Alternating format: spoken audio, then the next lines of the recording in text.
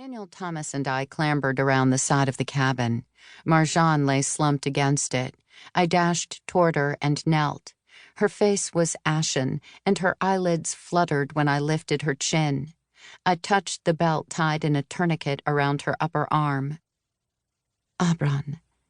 He was trying to save her when Jackson attacked him. Abron lay on his side near Marjan's feet. I reached out and ran my fingers through his hair. I should have been there to help him, I thought. A chill ran through me. It shouldn't have ended like this. I remembered him laughing as we lay in bed, his boyish smirk and messy hair, how he'd roll over and read me his favorite passages from books, saying words I rarely heard anymore. Ebullient, resplendent, succulent. I thought also of the haunted side of him, the shadow he carried. But more than that, I thought of the charming man who had enough vision and hope for a village, the eager heart so pure it was sure to break. I'm not going to let you down, Abron, I told him silently, touching his hair again. Wayne stumbled out of the cabin and almost tripped over Marjan and me. He carried the backpacks Marjan had packed full of water and food. He dropped them at his feet and knelt beside Marjan. I'll get her, he told me. Daniel and I strapped the packs on, and I struggled to my feet under the weight.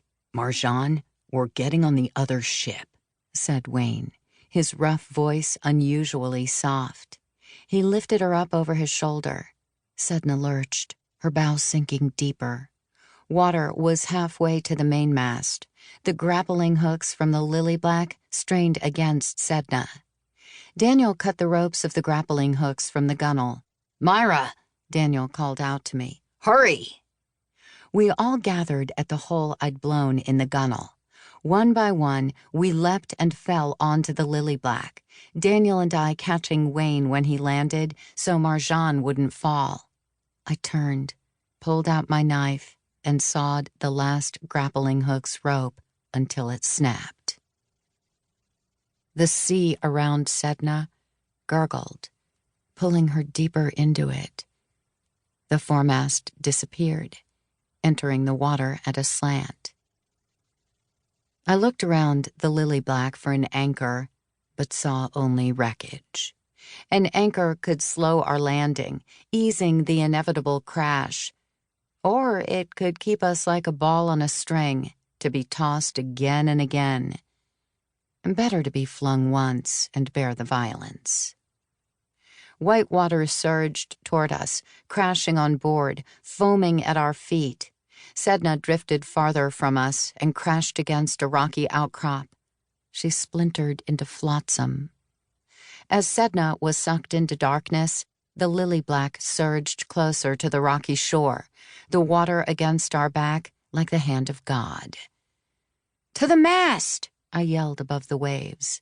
We stumbled to our feet, our fingers scraping the wet wood for balance.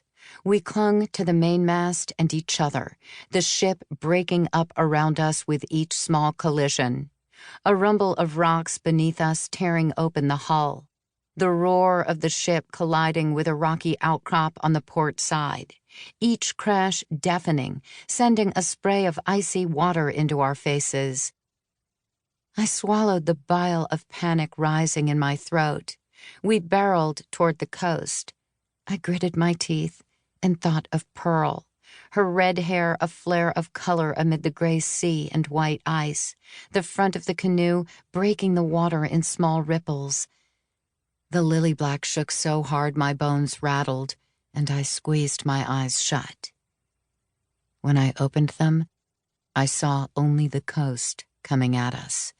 Rocks, sand, surf, a bleak gray sky above, the bones of a whale on shore. I blinked.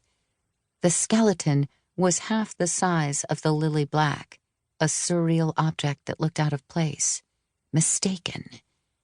A shipwreck already before us, victim of the wind and waves. In one final push, We were lifted out of the sea and into the air.